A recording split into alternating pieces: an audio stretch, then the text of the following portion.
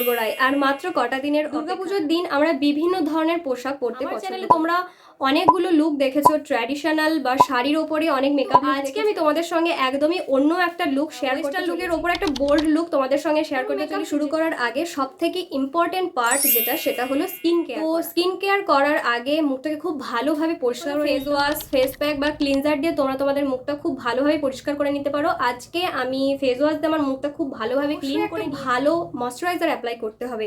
আর আজকে আমি apply dot and কির একটা ময়শ্চারাইজার আজ আমি অ্যাপ্লাই করে নিয়েছি। আর যারা একদমই খুব ভালো একটা ময়শ্চারাইজার চাচ্ছ তাদের জন্য আমি বলবো ডট অ্যান্ড কির ময়শ্চারাইজার একটা পারফেক্ট ময়শ্চারাইজার। আর এই ময়শ্চারাইজারটা 72 ঘন্টা আমাদের স্কিনটাকে হাইড্রেট রাখতে সাহায্য করে। আমি অ্যাপ্লাই করে নিয়েছি একটা সিরাম, আর আজকে আমি অ্যাপ্লাই করে নিয়েছি গুড ভাইবসের রোজ হিপ সিরাম। আমরা ময়শ্চারাইজার অ্যাপ্লাই করার পর আমাদের স্কিনটা হাইড্রেট হয় ঠিকই, কিন্তু আমরা যদি তারপর একটা সিরাম অ্যাপ্লাই করি তাহলে আমাদের স্কিনটা একদম ভেতর থেকে হাইড্রেশন আসে আমাদের স্কিনে। তো যারা একদম গ্লোয়িং এফেক্ট চাচ্ছ তারা অবশ্যই একটা সিরাম অ্যাপ্লাই করে দেখতে পারো। এরপর আমি অ্যাপ্লাই করে নিয়েছি সুইস বিউটি একটা প্রাইমার, আর এটা হচ্ছে সুইস বিউটির রিয়েল বেস্ট প্রাইমার। এই প্রাইমারটা আমাদের ওপেন পোরসগুলোকে মিনিমাইজ করার সাথে সাথে আমাদের স্কিনে একটা ভীষণ ভালো গ্লো এনে দেয়। রাত জেগে জেগে আমার চোখের তলায় পড়েছে ডার্ক সার্কেল। তোমাদের যদি আমার মতো ডার্ক সার্কেল পড়ে থাকে তাহলে অবশ্যই একটা অরেঞ্জ কারেক্টার অ্যাপ্লাই করো। অরেঞ্জ কারেক্টারটাকে আমি হাত দিয়ে খুব ভালোভাবে ব্লেন্ড করে নিয়েছি। তো অরেঞ্জ কারেক্টার অ্যাপ্লাই করলে কি হয়, আমরা যে ফাউন্ডেশনটা অ্যাপ্লাই করি সেই ফাউন্ডেশনটা অক্সিডাইজ হয়ে যায় না। তোমরা অবশ্যই একটা অরেঞ্জ কারেক্টার অ্যাপ্লাই করো ফাউন্ডেশন অ্যাপ্লাই করার আগে। এরপর আমি অ্যাপ্লাই করে নিয়েছি ফাউন্ডেশন, আর আজকে আমি অ্যাপ্লাই করেছি ব্লু হেভেনের হাইপার ম্যাট ফাউন্ডেশন। যখনই ফাউন্ডেশন অ্যাপ্লাই করবে ফাউন্ডেশনটা কিন্তু ডাইরেক্ট অ্যাপ্লাই করবে না, প্রথমে হাতের মধ্যে ফাউন্ডেশনটাকে এইভাবে নিয়ে নেবে যতটা দরকার, তারপর হাতের আঙুল দিয়ে এইভাবে ড্যাব ড্যাব করে অ্যাপ্লাই করবে। তারপর একটা বিউটি ব্লেন্ডার দিয়ে, যে বিউটি ব্লেন্ডারটা অবশ্যই ড্যাম হতে হবে, সেই বিউটি ব্লেন্ডারটা দিয়ে খুব ভালোভাবে ফাউন্ডেশনটা ব্লেন্ড করে নেবে। আমাদের কিন্তু মুখে খুব ভালোভাবে ব্লেন্ড করতে হবে, কারণ এই ফাউন্ডেশন ব্লেন্ডিংয়ের ওপর নির্ভর করে আমাদের মেকআপটা কতটা লং লাস্টিং হবে। অবশ্যই ব্লেন্ডিং প্রসেসটা খুব ভালোভাবে করো। আর এই ফাউন্ডেশনটা একটা ম্যাট ফিনিশ দেয় আমাকে। আমি যেহেতু একটা গ্ল্যাম লুক করব সেজন্য আমি চাচ্ছিলাম একটা ম্যাট ফিনিশের লুক করতে, সেই জন্য এই ফাউন্ডেশনটা অবশ্যই অ্যাপ্লাই করে দেখতে পারো।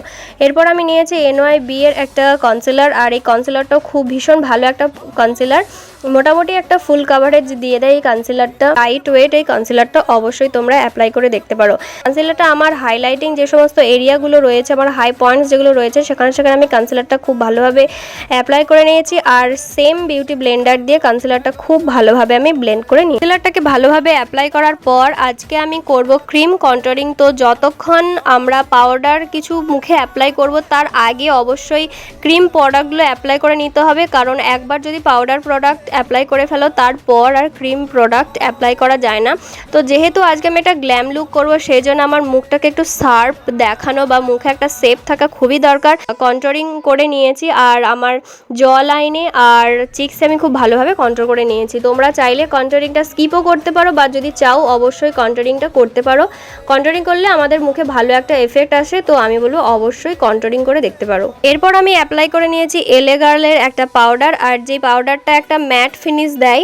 এই পাউডারটা দিয়ে পুরো মুখে খুব ভালোভাবে সেট করে নিয়েছি, আর আমার যেই সমস্ত এরিয়াগুলো হাইলাইটিং এরিয়া সেই সমস্ত এরিয়াতে খুব ভালোভাবে পাউডারটা অ্যাপ্লাই করে নিয়েছি। অ্যাপ্লাই করার পর এবার আমি করব আইব্রো ড্র।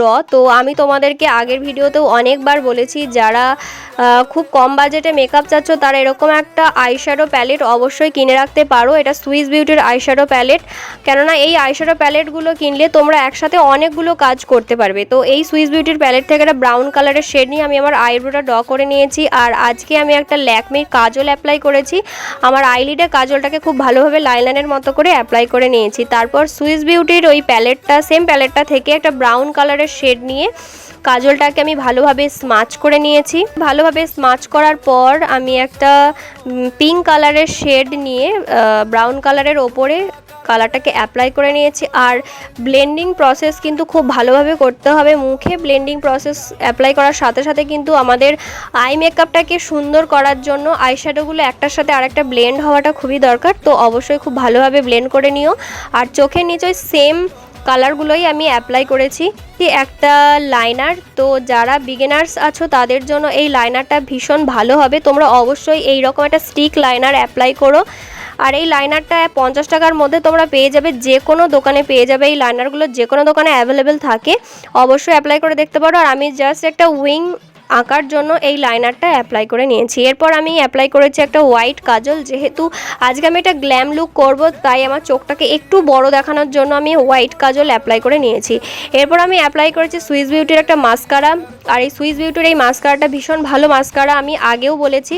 এই মাস্কারাটা একদম ওয়াটারপ্রুফ, যারা ওয়াটারপ্রুফ মেকআপ চাচ্ছ কিন্তু কম একটু বাজেটের মধ্যে একটা মাস্কারা চাচ্ছ, তাদের জন্য একদম পারফেক্ট এই মাস্কারা। এরপর যেই আইশ্যাডো প্যালেটটা আমি অ্যাপ্লাই করেছিলাম সেখান থেকে একটা পিঙ্ক কালারের শেড নিয়ে আজকে আমি ব্লাশ অ্যাপ্লাই করে নিয়েছি। পাউডার কন্ট্রোল করিনি, কারণ আমি ক্রিম কন্ট্রোল আগেই করে নিয়েছি, সেই জন্য পাউডার কন্ট্রোলটা আমি স্কিপ করেছি। আর ব্লাশটা খুব ভালোভাবে আমি অ্যাপ্লাই করে নিয়েছি। তোমরা এরকম একটা প্যালেট থাকলে সেখান থেকেই একটা পিঙ্ক কালারের শেড নিয়ে তোমাদের ব্লাশটা ভালোভাবে অ্যাপ্লাই করে নিতে পারো। এরপর আমি অ্যাপ্লাই করে নিয়েছি হাইলাইটার। আর আজকে আমি নিয়েছি ওয়েট অ্যান্ড ওয়াইল্ডের একটা হাইলাইটার, যে হাইলাইটারটা ভীষণ ভীষণ ভালো হাইলাইটার। বিশেষ করে গ্লোয়িং একটা এফেক্ট দেওয়ার জন্য এই হাইলাইটারটা ভীষণ ভালো একটা হাইলাইটার, তোমরা অবশ্যই অ্যাপ্লাই করে দেখতে পারো। এরপর একটা ব্রাউন কালারের লিপ বর্ডার অ্যাপ্লাই করে নিয়েছি, তারপর একটা ব্রাউন কালারেরই লিপস্টিক অ্যাপ্লাই করে নিয়েছি। যারা পুজোর সময় মেকআপ করছো তাদেরকে আগের ভিডিওতে আমি সাজেস্ট করেছি, এই ভিডিওতেও আমি সাজেস্ট করবো যে অবশ্যই তোমরা একটা লিকুইড লিপস্টিক অ্যাপ্লাই করবে পুজোর সময়। যেহেতু আমরা অনেক খাওয়া দাওয়া করি, অনেক ঘোরাঘুরি করি, সেই জন্য আমরা যদি ক্রিম লিপস্টিক অ্যাপ্লাই করি তাহলে আমাদের কি হয়, লিপস্টিকটা উঠে যাওয়ার চান্স থাকে। সেজন্য অবশ্যই একটা লিকুইড লিপস্টিক অ্যাপ্লাই করব, যেটা আমাদের অনেকক্ষণ স্টে করে। এরপর আমি অ্যাপ্লাই করে নিয়েছি সুইস বিউটির একটা শেডিং স্প্রে। তো দেখে নাও আজকে আমার ফাইনাল।